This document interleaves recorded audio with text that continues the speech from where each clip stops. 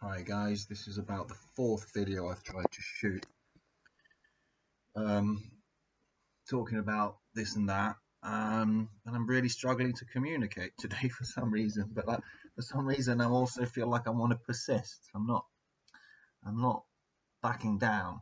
I just want to get a few thoughts out, and when you're talking and it's just not coming, and I'm just like, come on. Um,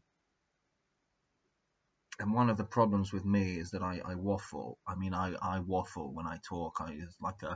There's like a parenthesis within a parenthesis. I sidetrack, and then it's like I want to say everything and all the things I've been thinking about, just throw them out and hope that someone catches something. Anyway, I'm drinking these tiny French beers because in France that's a beer. I mean, to me that is absolutely ridiculous. For a British person, that's a bit offensive. uh, anyway, I went for a meal with my family and we had a bit of wine, and I wanted to have a beer. Is that bad? I don't know. Maybe. Anyway, um, here we go. Mainly, I want to talk about the solar plexus chakra, um, which I don't. It's not one of the fun ones. I don't know. I think third eye chakra. That's exciting. Third eye? Like, are you kidding me? What? Solar plexus is like, oh, who cares about the solar plexus? Probably just governing the function of your stomach or something.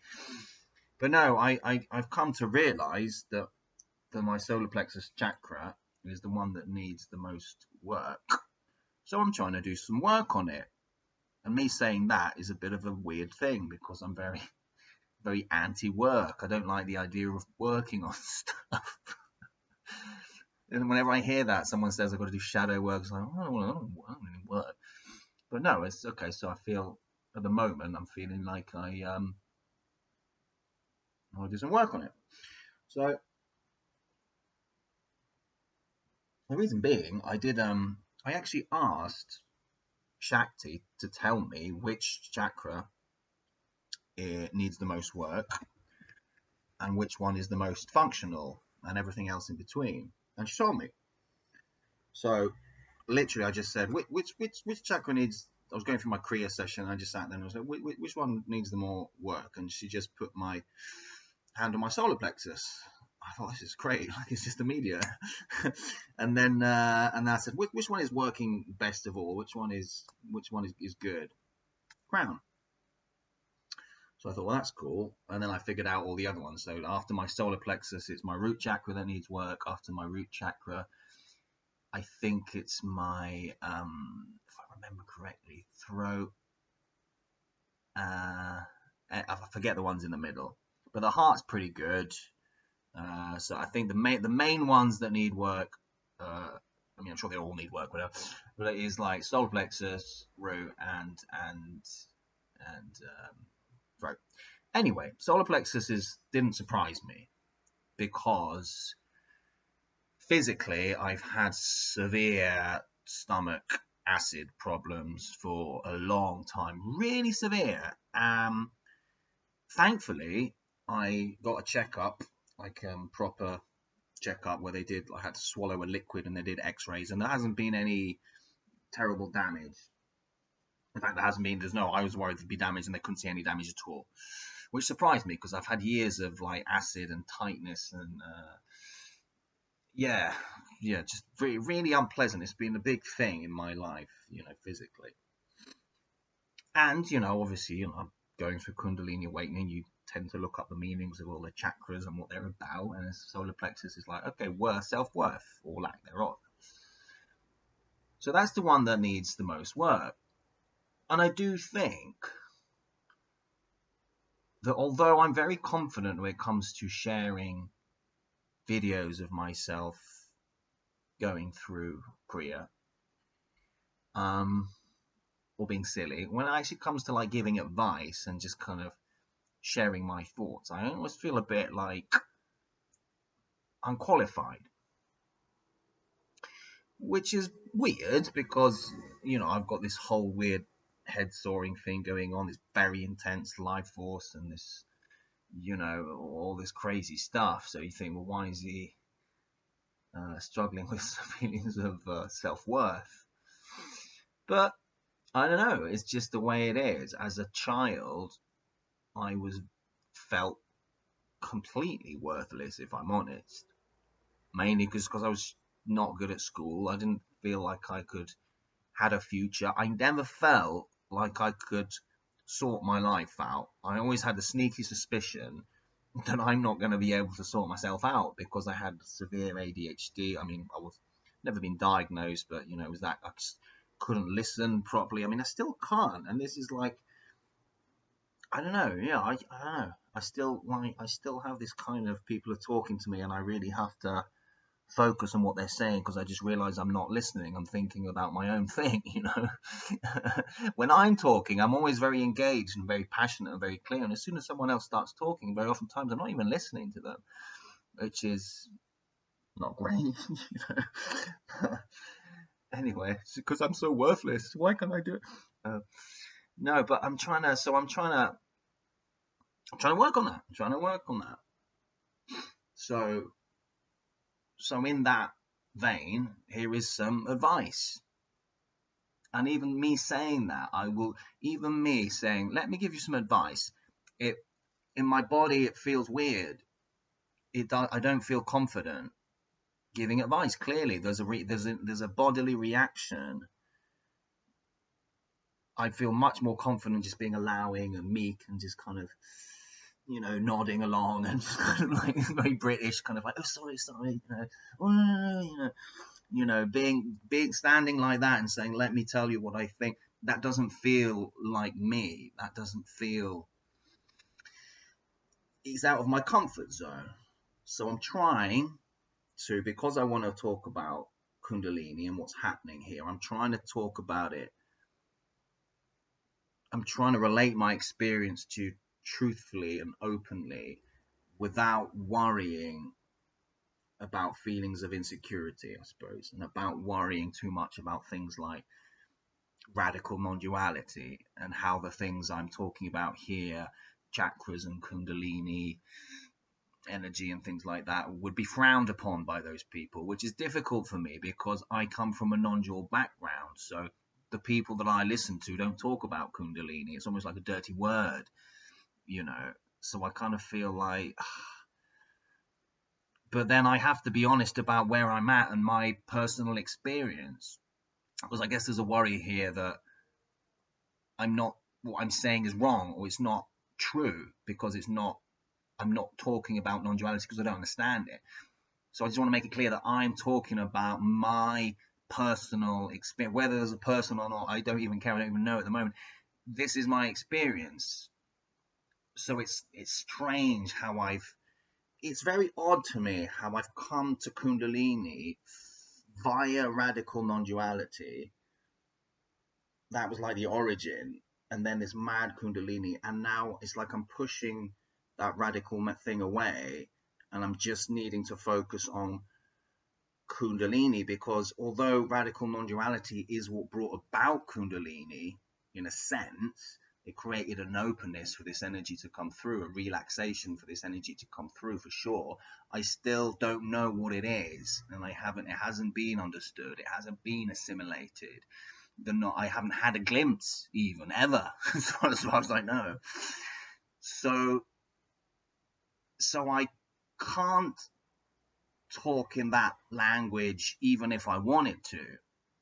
So I'm just having to kind of I'm trying to really push it out of the way and forget about it, even though I honor it and I'm so grateful for it, which is slightly difficult for me to do.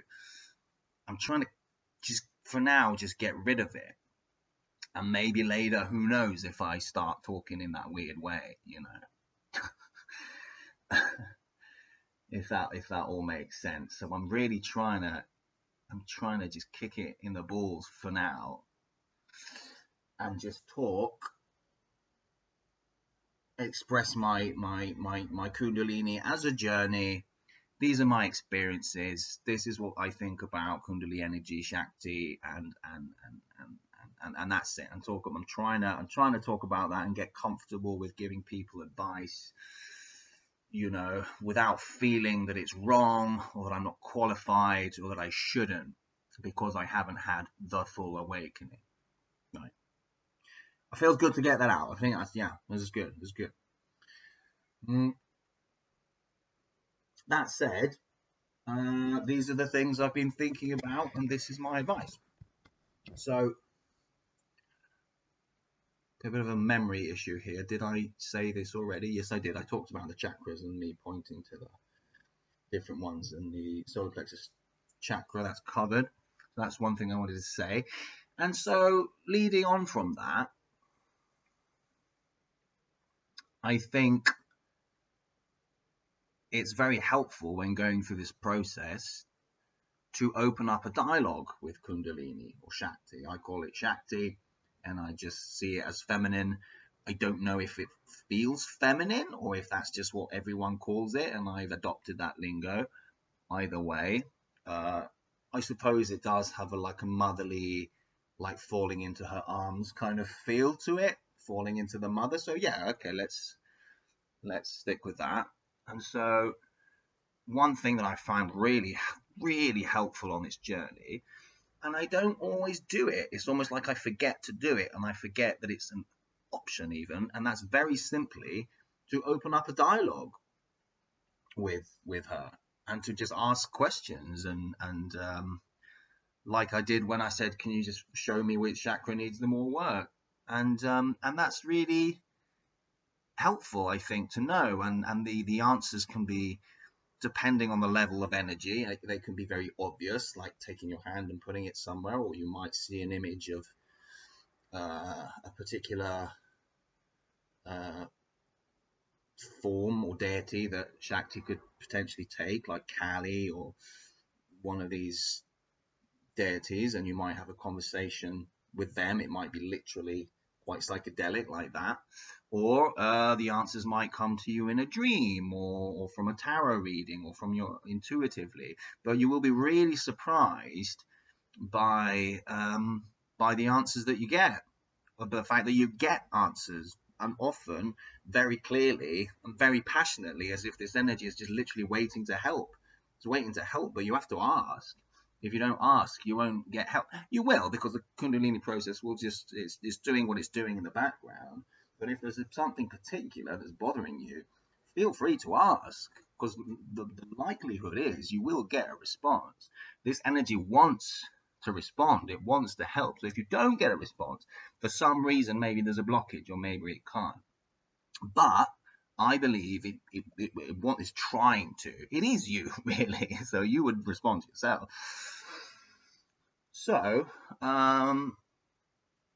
so I had that recently with a hand going onto the solar plexus chakra, and that was really helpful. And there is just something to invoking.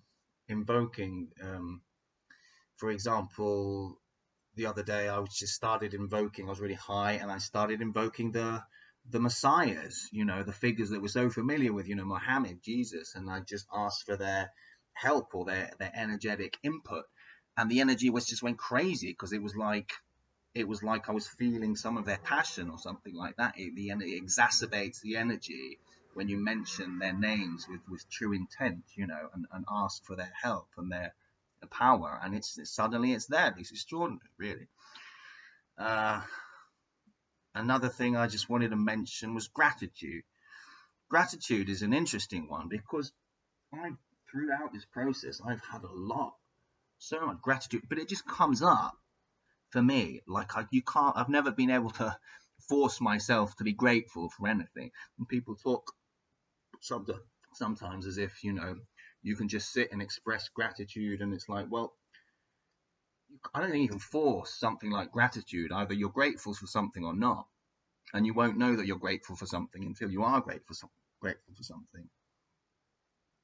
So gratitude does have a role to play in all of this, but it's one of those things that it comes when it comes, and it's seen when it's seen. For example, I I was really high again.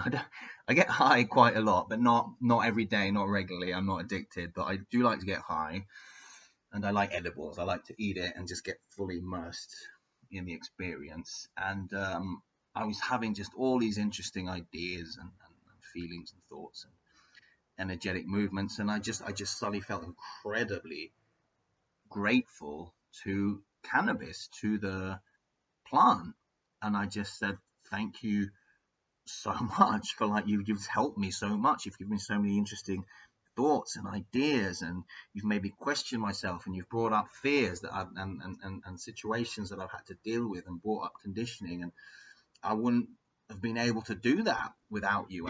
And then the cannabis, it just responded and stuff. I can't remember exactly what happened, but it was the energy just kind of went crazy, and it was almost as if the plant was saying like, about time, I've been helping you for a long time, and it's the first time you said it, so it was like it responds to you, you know. Um, Similar, a bit in the same way that I work with kids. Like you'd go up to a kid and you just give it attention, and you're like, hey buddy, and then it agitates the kid, and because you're giving it love. So I was giving cannabis love and receiving it back, some kind of weird thing like that. And then I suddenly understood why, in ceremonial context, people are, before they imbibe the ayahuasca or the mushrooms or whatever, they there's a real respect for it, and a gratitude. And I never, honestly, I never really felt that before. I was kind of aware of it, and I did have respect for the plants in terms of what they could do and the states that they would produce. And I was fascinated in psychedelics and things like that. But I never felt like, oh, thank you, gratitude. Or if I did say it, I didn't really mean it. It'd be like someone told me I had to say thank you, like thanks, or even if it felt kind of fake. But this time it felt totally genuine, and so of course you can't manufacture that. So that comes when it comes. So I don't know if I'm not exactly giving advice that you can apply, but more just sharing my experience. And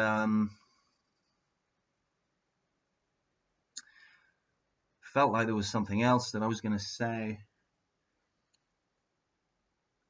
but it might have faded away.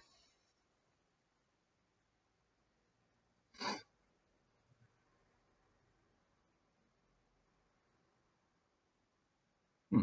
Anyway, so yeah, generally speaking, it's really good to have an open dialogue with this energy, and to not be afraid to, particularly when you're struggling with an issue, just to ask for help, and you will be surprised by how much help you get and about how immediate it is. And it's kind of shocking, and you just kind of think, well, I should do this more often. Why am I not, doing this more? Not that you should do it all the time, but certainly when things come up, when answers are needed, and certainly when there's desperation and things like that, I think it's really good to do that. And there was a time even when I was at the beginnings of this awakening, like a year or so ago or more, I just remember sitting in like a praying position and just saying, I just want to be free of suffering. I just want to be of suffering. And again, I meant it for the first time in my life, even though there've been tons of suffering in my life. For the first time, I genuinely asked for help. I was like, please, can you help me? It comes from it's got a different energy, and the energy just responded. It was just kind of like, and it's just like, I hear you, like I'm helping, I'm here. It's there. But I think it's related to the fact that you're done with suffering when you're done with suffering, and you might not be done yet. There's still suffering here, by the way. I'm not enlightened. I'm not free of suffering, but it is odd, these things that are talked about in spiritual contexts and in scriptures or whatever, things that come up, prayer, gratitude, respect for plants. These things are coming into my life organically.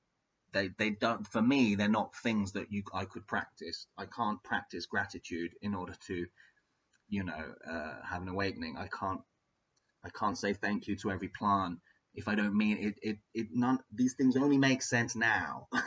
That's what I'm trying to say. So that's why I'm not saying, you should be grateful, or you need to like ask to be free. I'm just sharing from I'm just sharing my experience, and then make of it what you will.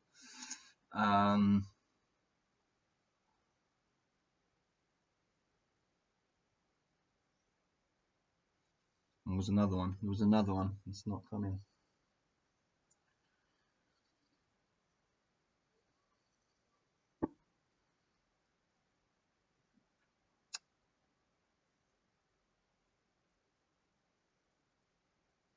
Yeah, perhaps that'll do.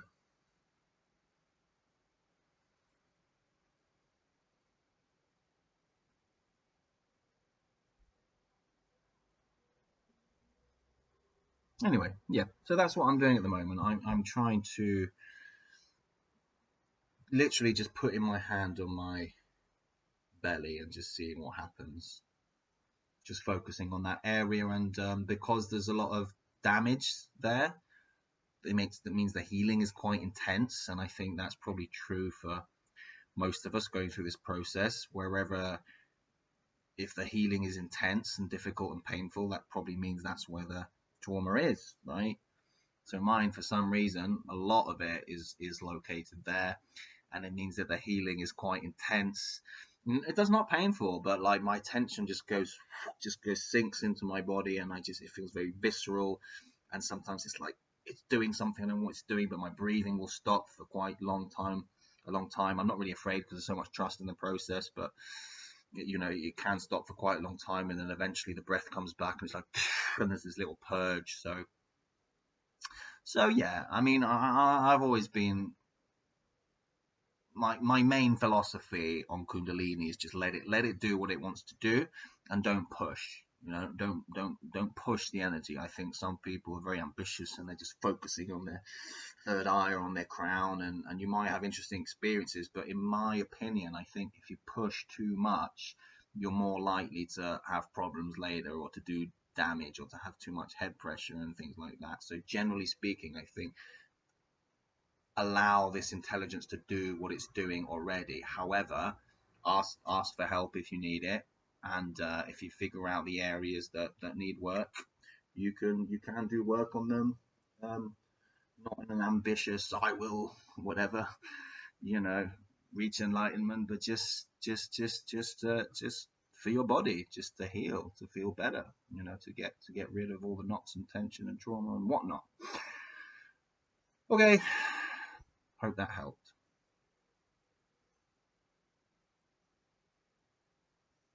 I'm also just helping myself. I realize, as I said that, like, am I really trying to help people, or am I just trying to work through my own traumas? I don't know. I'm not sure. I think I'm just trying to work through my own. Is that selfish? I don't know. I think this video was more for me than for whoever's watching. But a lot of my videos are like that. However, that's not to say that someone watching is not going to pick up on something and find it helpful, and take on what I've said. So I will post it anyway. Yeah.